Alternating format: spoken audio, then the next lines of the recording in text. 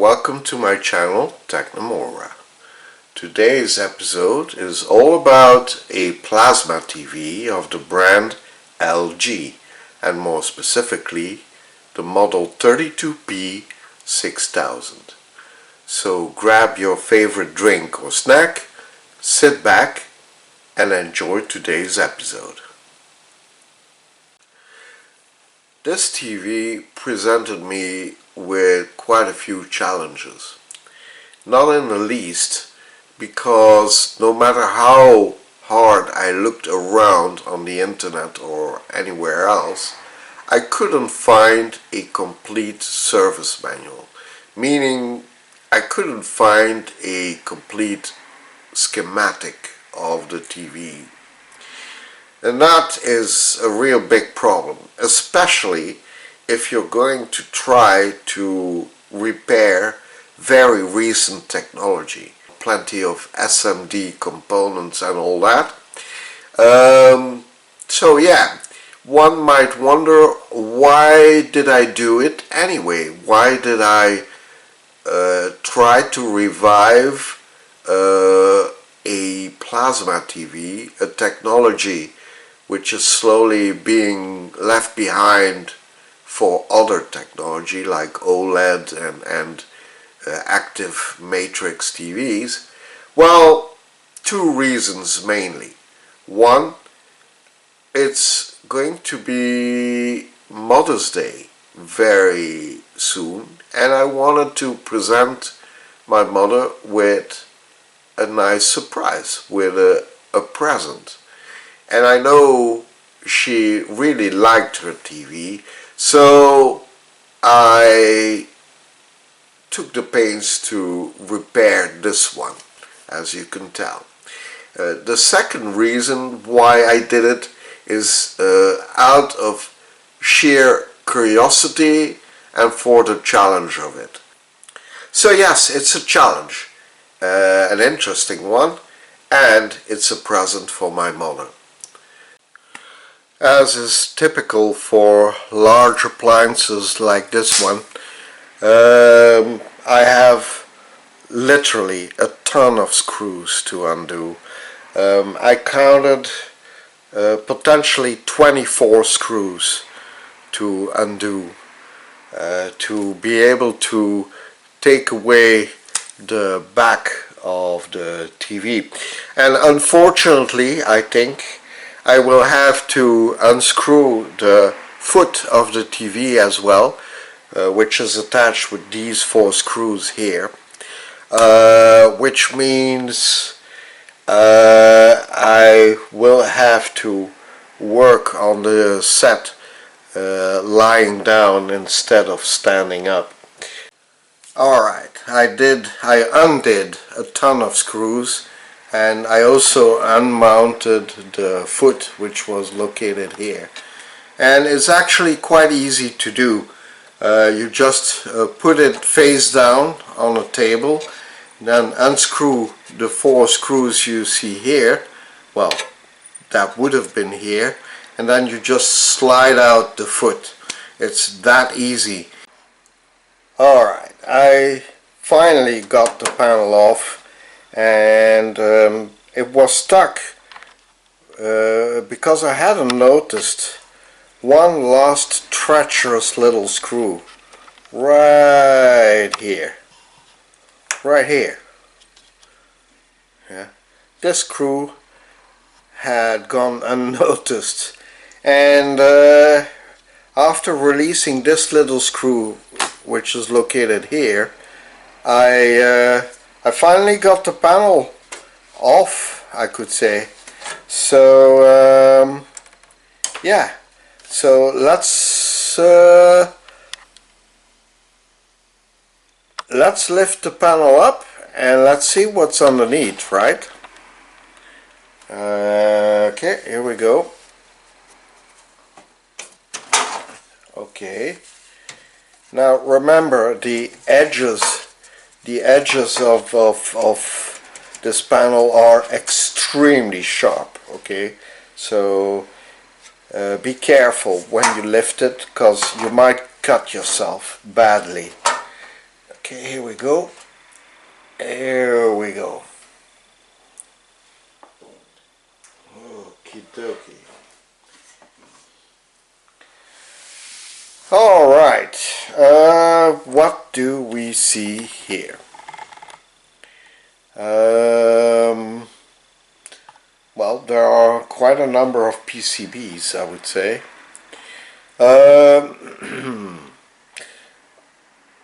Well, at a quick glance, I would say this PCB right here is the multimedia PCB. So this PCB contains all the connections of the TV, you know, the HDMI, the VGA. There's even a serial port and a glass fiber connector and two SCARTs, a whole bunch of audio connectors, and I suspect video connectors too. An antenna, a classic antenna input right here, and then on the side there are also a number of connectors right here. Okay, so there's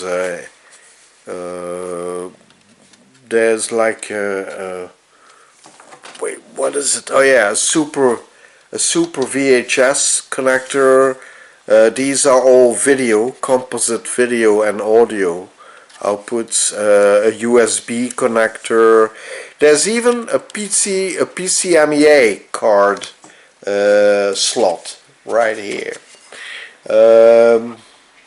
I suppose this PCMEA card slot, I mean, like 20 years ago, was meant to be used for a Wi-Fi or an internet, you know, an Ethernet card or something like that. Obviously, I don't know which type of PCMEA card this would accept. But since this TV is never going to be connected to the internet, I guess I shouldn't spend too much time wondering what this is. And then we have a number of other PCBs, and the one, of course, that is most obvious is that one over there. Yeah. This whole PCB here is, I don't doubt, is the power supply. So I suspect the problem, if there is a problem with the TV, will be located somewhere here. Alright, I don't think the problem will be located on some of the other boards. I mean, this board right here, over here, this board is the whole video board, you know. This is a board which drives the plasma screen, right? This whole board here. By the way, a plasma screen runs on high voltage. If you're going to follow along with me, you do so at your own risk, okay? Be aware that a plasma TV has all sorts of high voltages going in and out, and if they won't kill you, they might very well hurt you. Alright, I had a cursory look all over the print board, and the very first thing that I didn't notice were two fuses. There's one fuse over here, alright, and there's another fuse over here. So the first thing to do, obviously, is to measure the power cable to see whether there's a problem with it. and to see whether there are problems with the fuses as well.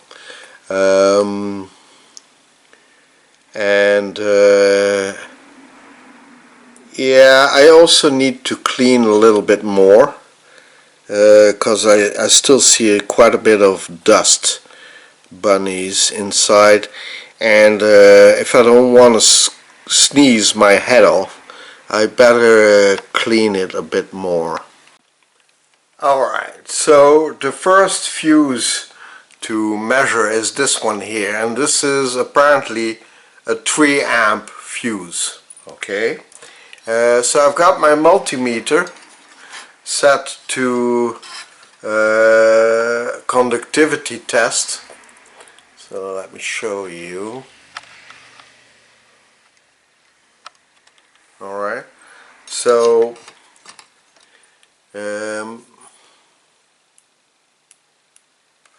let's see, there you go.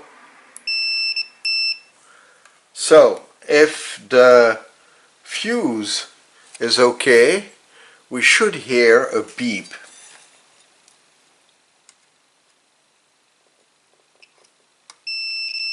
Okay, that fuse is okay. And then we have a fuse over here, right here, and this is a 4 amp fuse. Alright, this is rated for 4 amperes. So let's measure that one.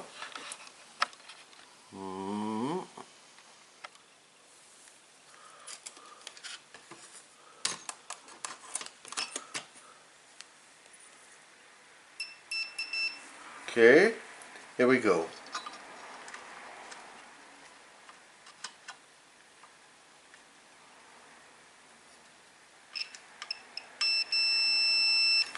Okay, so both fuses measure okay.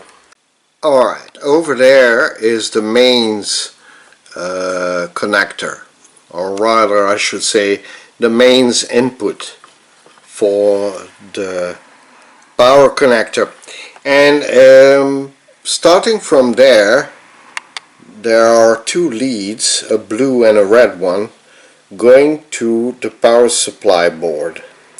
So let's measure that first.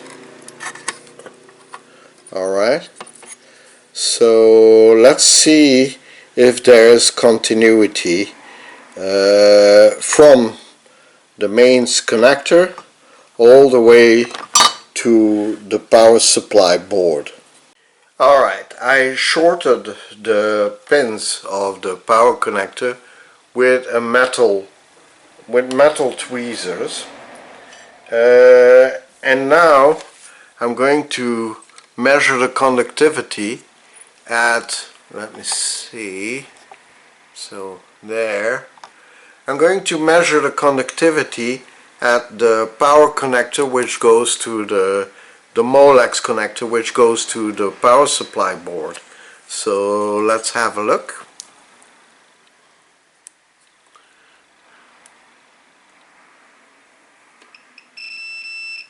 Yep, it works. So we can rule out the power cable and the power connector. So those are fine. Then we can move on and look for another fault. Alright, so obviously there is no heavy duty transformer inside this TV, so the power supply is actually a switched power supply, yeah. And I'm having a look at the components together with you, and I'm trying to see if I see something out of the ordinary. I mean, like mainly the electrolytics, like that one over there, but that one except that it's a little dusty. It looks okay. So then you have obviously 3 filter caps over here. I'm not an expert in switched power supplies, but I mean, what I can do is look for obvious faults, right? So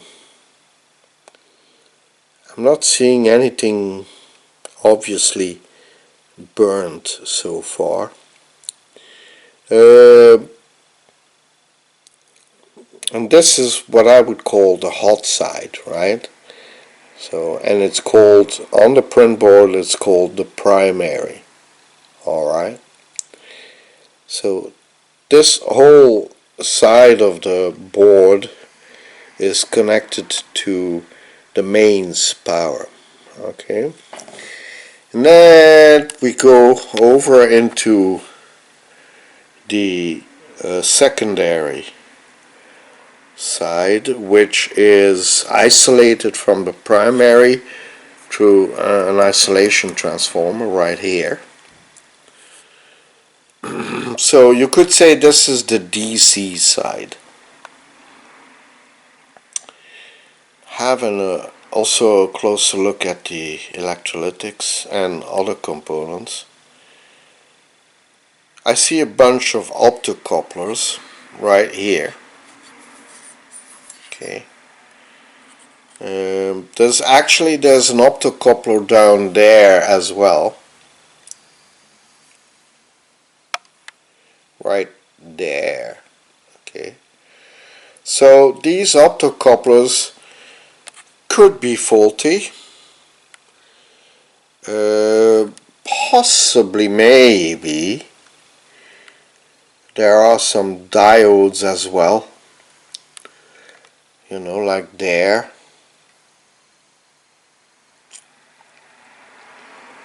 I suspect those are Zener diodes. So those could be bad as well. Then you have a bunch of normal rectifier diodes, like those diodes. Yeah. And those are, if I'm not mistaken, are 1N4007 diodes. Those, I know by heart, are rated up to 1 amp and 1 kilovolts reverse voltage, right? So pretty hardcore diodes. They can take quite a beating.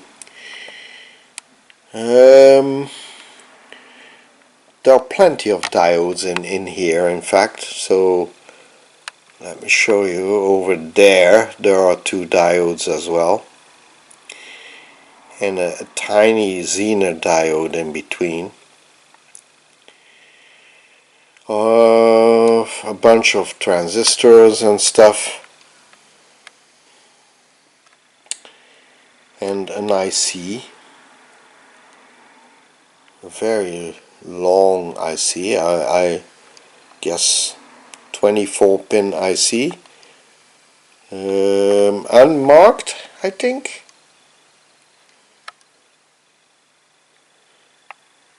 No, there are markings on the IC, but it's almost illegible.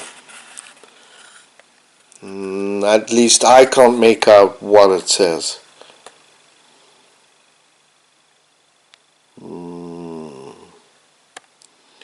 It's hard to read, so I don't know what this is.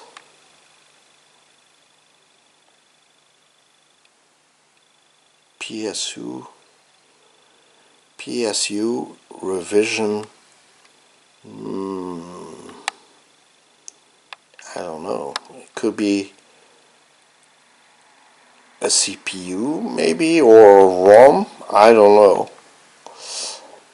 Either way, it's illegible. I can't, for the life of me, I can't say what it is.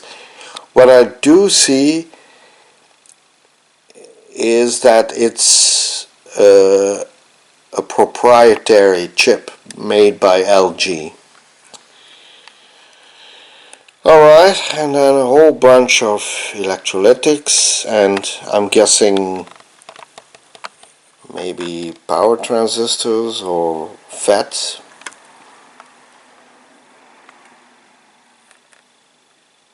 So, first glance, I don't see too much wrong with this power board. Oh, but wait a minute, I think I do see something.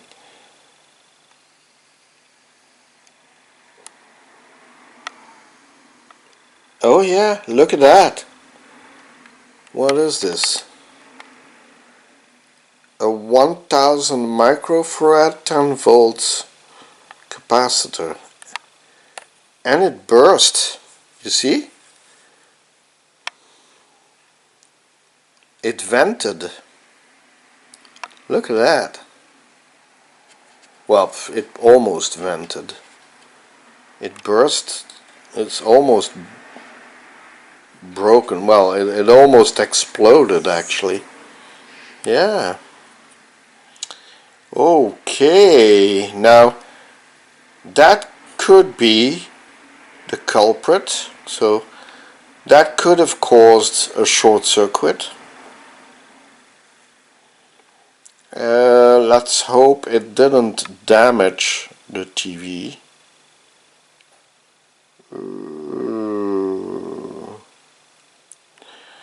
Okay, so there is in fact a component which is bad, and that is this one here. So we will have to inspect this one a little bit closer, and yeah, I'll have to unmount it actually. But I mean it's broken obviously, so yeah, I will have to unsolder it, right? Alright, I've released 6 screws and all the connectors that were leading to the power supply board. So now I should be able to lift it up without too much problems. Yep, and here it comes. Oh yeah, and it's extremely dirty. I may have found yet another fault on the power supply board, and more specifically around power transistor Q953, right there.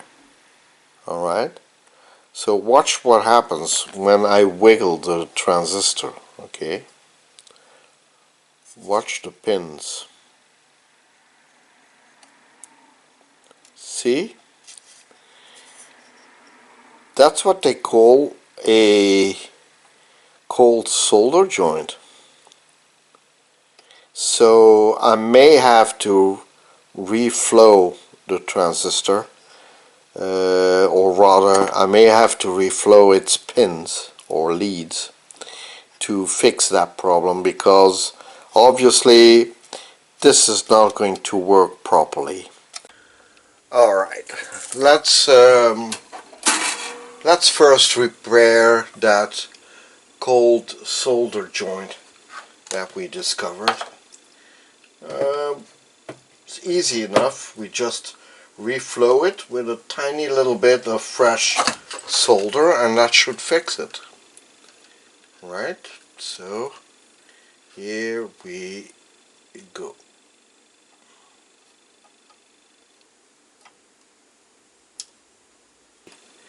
It's located at the very edge of the print board, and maybe some of you know this, but when they solder these print boards, they actually dip the whole PCB into a hot solder bath. Yeah. So this whole PCB here is dipped like this in a solder bath and is then moved along on a conveyor belt, right?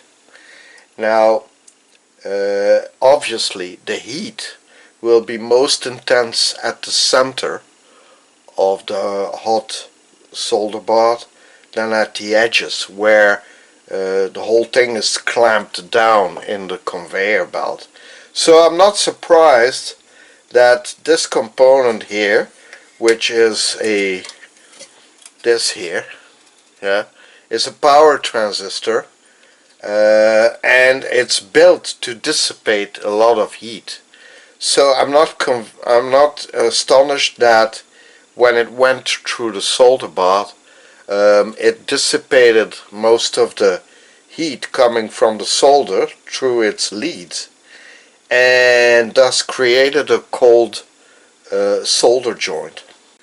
Alright, I just extracted the blown capacitor, and as you can tell, it still gives a measurement, of 140 microfarad, but look at the loss factor, 33%, yeah, and an ESR of 2.9 ohms, which is way too high for 1000 microfarad capacitor. And yeah, and it's obviously blown, you can tell by its dome, which is completely, well, pushed up, yeah. So yeah, that's why we replace the capacitor, right?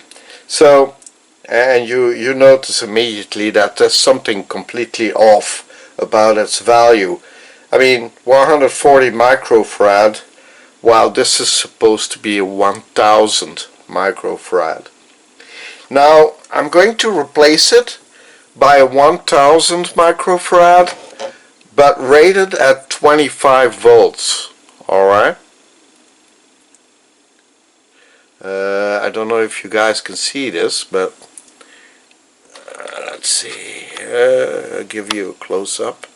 So this capacitor is rated at 25 volts, 1000 microfarads. So it's the same size, basically, yeah, but it's rated for a much higher voltage.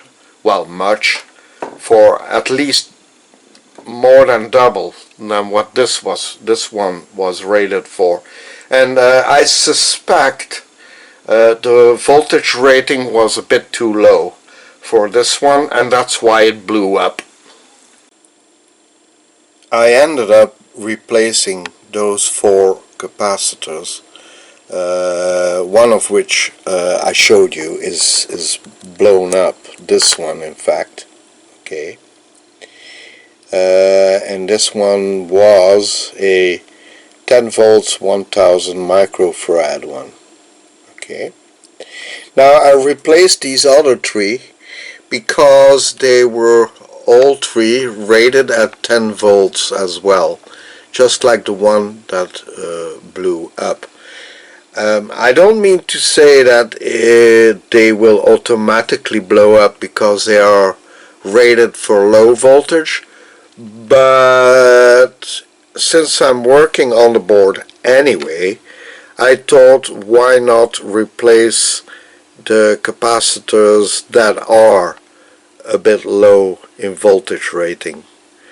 I mean, since I'm here and since the board is so easily accessible, why not, right? And I also reflowed the pins of the power transistor, so this one in fact here, okay, so I reflowed its pins down here. Here is here, okay, so I reflowed its pins, and yeah, it's as good as new. Alright, so there it spins. Okay. So I tested the TV with the old graphics card, so this one here. You could see you could say the screen driver card, yeah, and nothing happened. So, well, something happened in the sense that when I pressed the on-off button of the TV, the indicator went green for a couple of seconds and then switched off immediately again. So there was obviously still a problem. But the graphics card, which you now see in the image, yeah, was sitting right here at its actual position, which is about here. Let me show you. So it was sitting right here, right? Right here, where all the connectors are. And it was connected to this huge power connector right here. Yeah? Well, I say huge. In comparison to the others, this one is big. Okay? What I did actually was to disconnect this connector here, which you see here on the left side, yeah, and I also disconnected the tiny little connector over there. Okay, I'll show you in close-up. So that little connector over there I also disconnected. And when, or after having disconnected that small one and the large one here, when I switched the TV back on, the indicator stayed green, which means that for all intents and purposes all the rest of the TV was getting power except this card. So I suspected that this card was the troublemaker, right? Now I had a closer look at it, and I really couldn't find any errors or faults on it, or blown capacitors or burned components. And let's face it, this thing here is incredibly complex. You know, I don't think I have either the equipment or the knowledge to work on it, and also I do not have a schematic for it, so I don't think that I could work on it. Now, an interesting detail is that this card here, if I interpret these symbols right here correctly, does have a fuse, okay? And I measured the fuse, and the fuse measures okay. So whatever is wrong with the graphics card, well, it's not very visible, yeah. And like I said, I don't have the schematic of the car, so I can't even start to check it and to see whether I could solve the problem or not.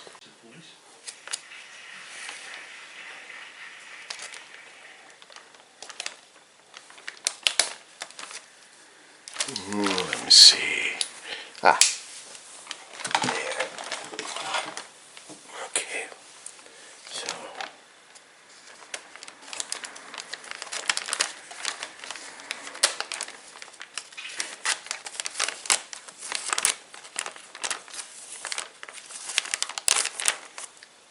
Alright, so like I said, I couldn't find any faults on the original screen driver card of the TV.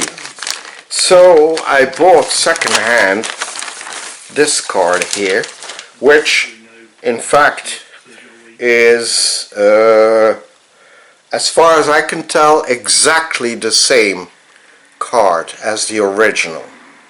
Okay, and the seller says the card has been checked and should be working correctly. So what I'm going to do is I'm going to mount this second-hand quote-unquote new card in the position of the old card and then reconnect everything, and then we'll see whether the TV will work or not, right? So yeah, I'll need a little time to reconnect this. Now, interestingly enough, the card had these little rubbery feeling pads stuck to the bottom. Now, the new card, yeah, the second-hand new card, has exactly the same rubbery pads stuck to its bottom. Yeah. Now, initially I suspected these to be part of the problem, you know, because sometimes these sticky foam pads have a tendency of becoming conductive. And in fact I tried it out, I measured it out. Okay, so here's the multimeter, and let's put it to ohms. Okay, so let's check the meter works. It does. So if I stick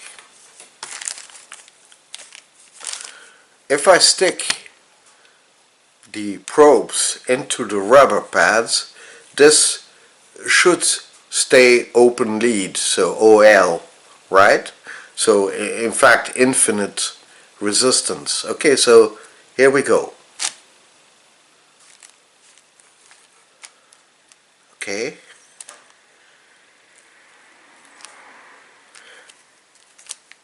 so no, the pads are not conductive anywhere, either from a short distance or from a long distance.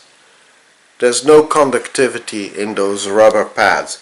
So we can safely rule these out as the cause of the problem.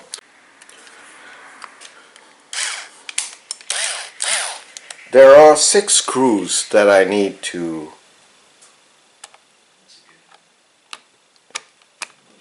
run through the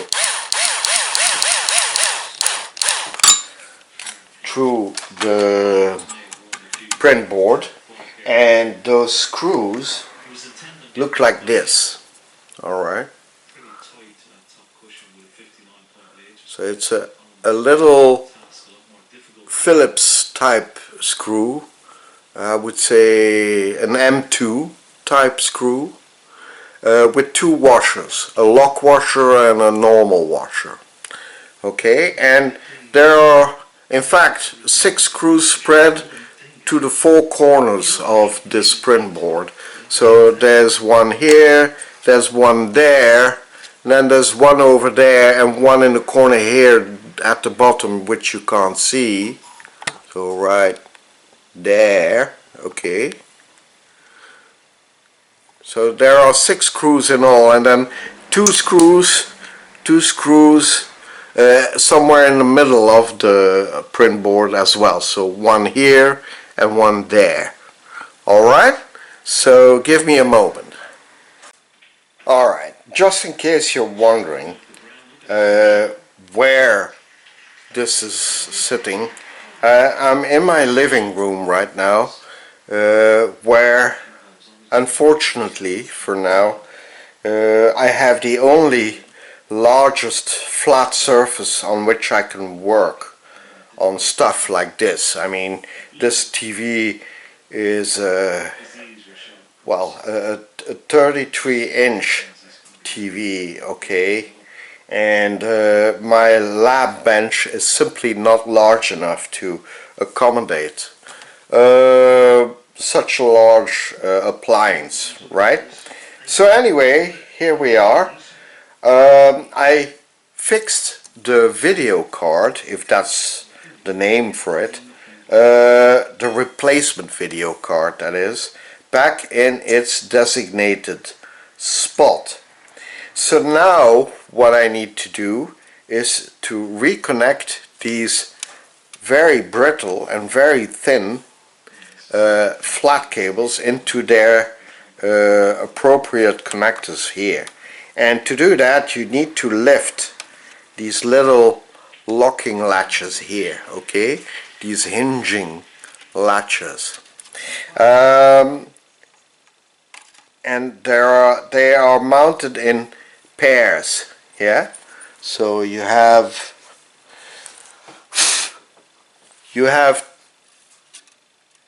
one pair for each pair of connectors, okay. They are not independent, so when you slide these back into their position, you need to do it as a pair, right. Now to unlock them, what I did was to I obviously unlocked the latches here, these hinging latches, and these were mounted like this inside of there, right. What I did to not damage these ribbon wires is to pass a little wooden stick like this, which is actually the stick of a cleaning brush, right, and to pass it underneath the connectors like this, yeah, and to apply equal pressure to both and pulling to the edge of the TV like this, yeah, and that's how I disconnected them without, I hope, causing any damage to either, right. So that's the way I believe you should unmount them. Alright, before I'm going to reinsert the flat cables into the edge connectors here, I'm going to spray the edge connectors and the flat cables with some contact cleaner, which is the one I usually use, the manual 9893, okay. I'm not sponsored by them. This is what I always use, you know.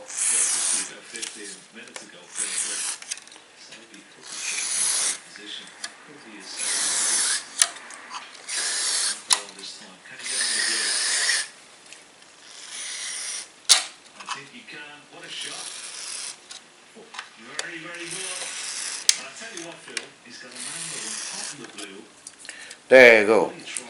So yeah,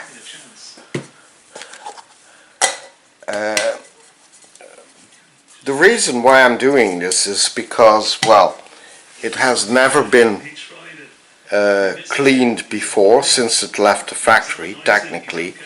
Also, I don't know in what state this replacement card will be. I mean, the seller did say it was tested and okay. I kind of have the tendency to take that with a grain of salt, but even so, I think it can't hurt to clean the contacts with contact cleaner, right?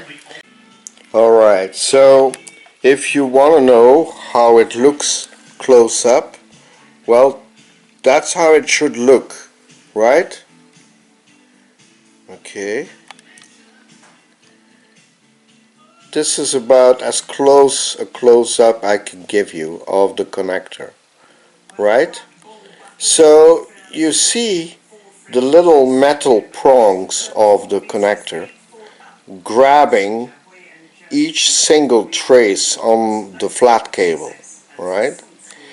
And I stress this explicitly. That is that they need to coincide exactly. So you can't be off even by half a millimeter. Okay, so these little prongs you see here, right? These gold colored little metal prongs need to slide all the way in there, in that connector. Okay, and if they are not precisely aligned, you know, if they are skewed like this or like that, or not completely inside the connector, forget about it. You need to try again. Okay, so it took me several attempts to get this right, this first connector. Okay, so the way I did it actually was to open up each connector. Okay, and by opening up I mean unlatching these locking tabs here. Okay, and then sliding in the connectors like this. Okay, you could say temporarily, sliding them in like that. Alright, then I took a little wooden dowel like this, okay, and I placed it behind the flat cable, right there, like that. And by exerting pressure on this little wooden dowel, I managed to align the connectors and dig them really deep into the edge connectors and then close it up. Now, sometimes they have the tendency of not to wanting slide home, and in that case you can help it a little bit by moving this latch back and forth while exerting careful pressure on the flat cable, right? On this edge connectors. Yeah. And that way you can, after a couple of attempts, well, it took me I think at least 6 or 7 attempts with that connector. It took me at least 6 or 7 attempts to get it just right, precisely right. And once they are home, completely home, then you can lock this little latch here, and then you should have a result that looks like this. Okay, but again I stress the fact that they should be as deep as possible into the latching connectors, and they should align precisely with the little copper or gold plated contacts. Okay, alright, notice the little corner right there at the fingertip, the white little mounting bracket, and you see how the flat cable is hooked behind that little white mount. That is how the cable should be mounted on both sides, so on this side as well. Alright, like that. So this one is good too. This one is fine. This one is not. You see why? The little plastic tab, over there of the flat cable isn't hooked behind the white posts you see there in the image. Alright? So if that is not the case, you need to try again.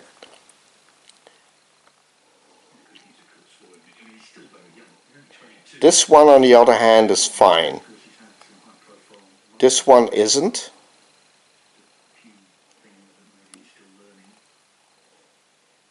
This one is.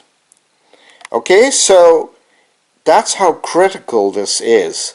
I mean, we're talking about traces here of, I would say, less than half a millimeter wide.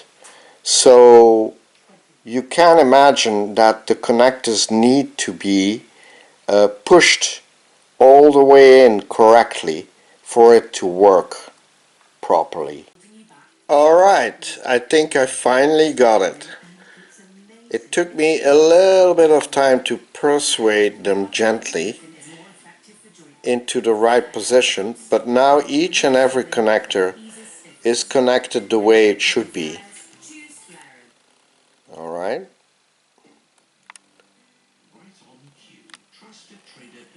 So all of them are now exactly in the right position as they should be.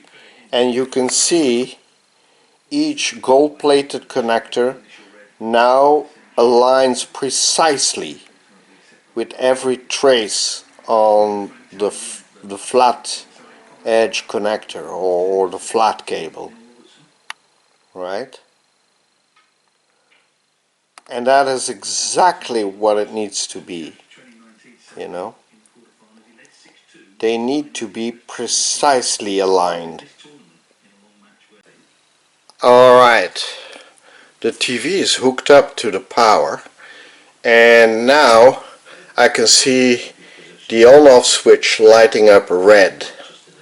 So if I press this button, we should see some sort of an image appear on the screen. Or if I push the on-off on the remote, it should switch on. Well, here goes nothing, like they say. I'll use the remote. So 3, 2, 1. Well, would you look at that? We do have an image. Oh yeah. Oh yes, yes, yes. Let's see if I can open the menu. Let's see, where menu? Oh yes. Look at that.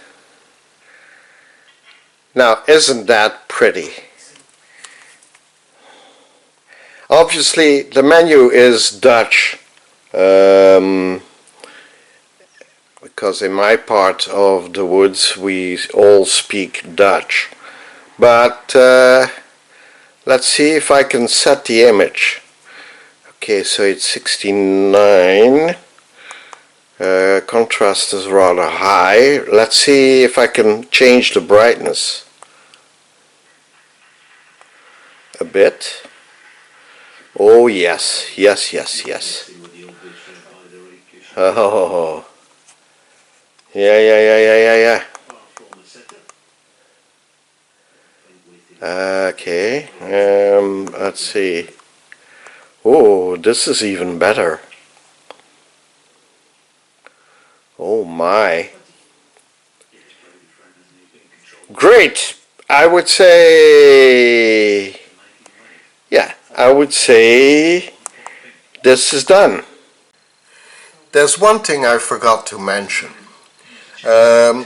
When you want to test out whether the video card of the TV is a problem or not, you need to disconnect this connector here, which is the power connector, and then this one as well. Alright? This one connects to the other end of the screen. Alright? So if you disconnect this one and that one and you switch the TV on, the on-off button should stay green if, of course, the video card is the problem. Yeah? If it isn't, then the on-off button will either stay red or will not light up at all. By the way, I forgot to mention that there is this little flat edge connector on the video card you need to reconnect as well. And it's actually the same, pretty much the same principle as the other edge connectors on the other side for the screen, right?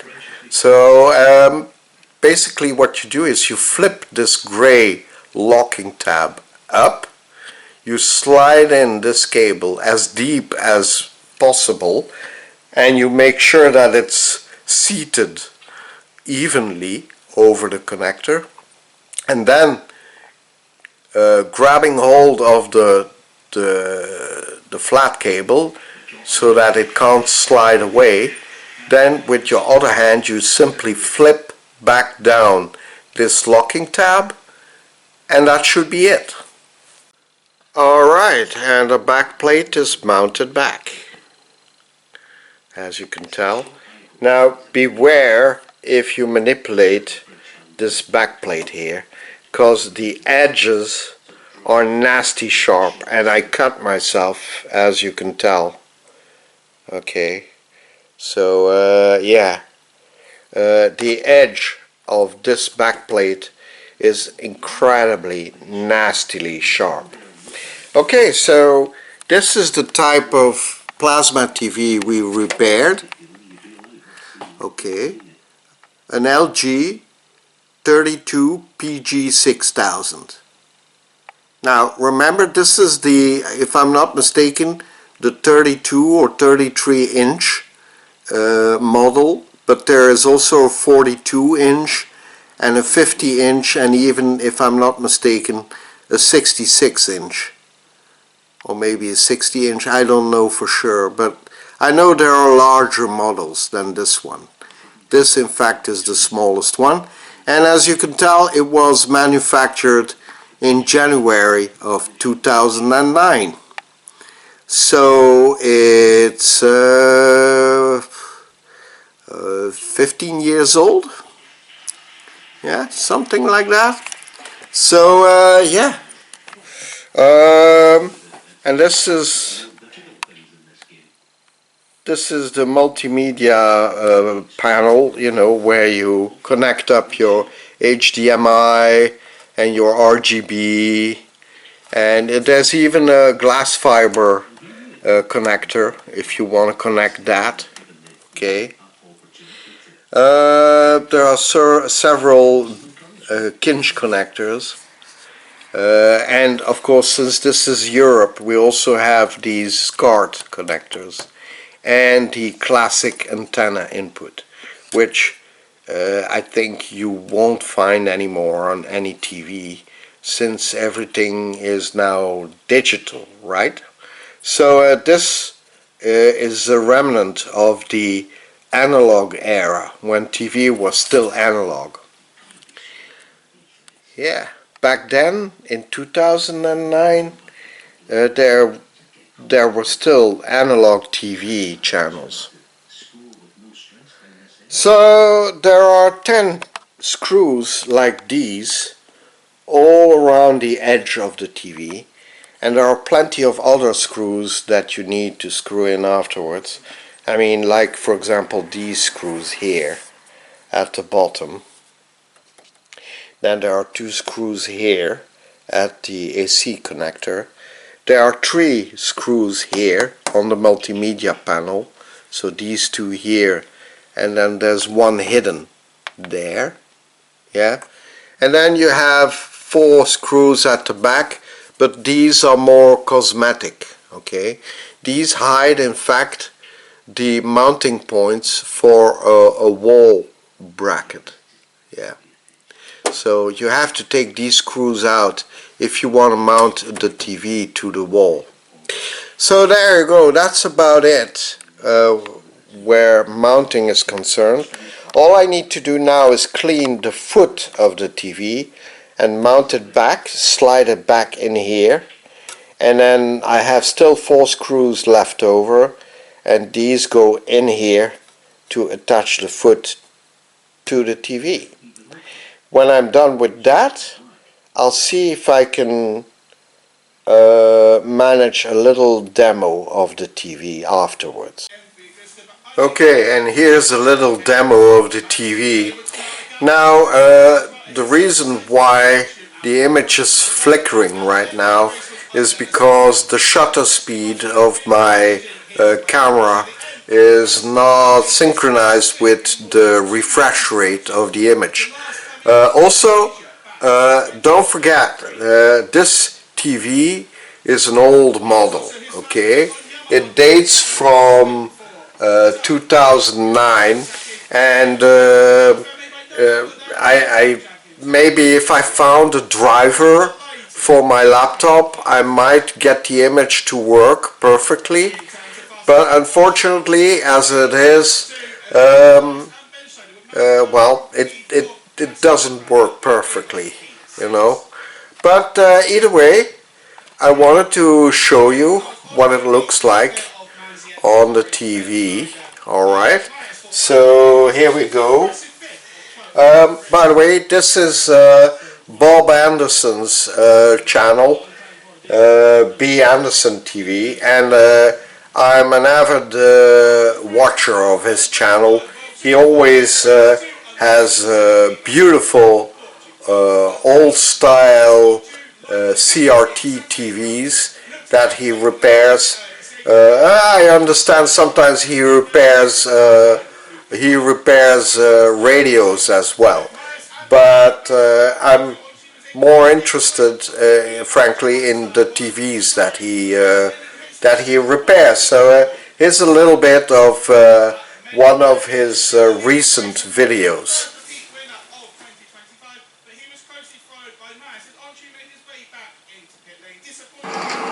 Hey guys, welcome back to the basement workshop and the Blonde Zenith porthole project. But actually this is also the launch of, well, so 2-3 years ago I did a couple seasons of Predictapalooza. We're going to do Portholapalooza, Porthole Extravaganza, Porthole Party. We're going to do 3 porthole sets. Alright, so there you go. The TV works perfectly. I've tried out several modes, I mean like brightness settings and all that. Actually, I set the TV now on something they call gaming mode for the image. Let me show you. Come on. There you go. Oh, damn it. Okay, so I chose the image mode gaming setting, but there are several settings here. I mean, you can do this, for example, but that doesn't seem to change much. This is the standard. This is lively image quality. I tried them all. The image so far, I can tell, is when connected up to my laptop, is best in gaming mode. I hope you enjoyed watching this episode, and I'll have another restoration video for you guys very soon. Well, soon, let's say, and I hope you will enjoy that one too. So thanks for watching, and see you all very soon.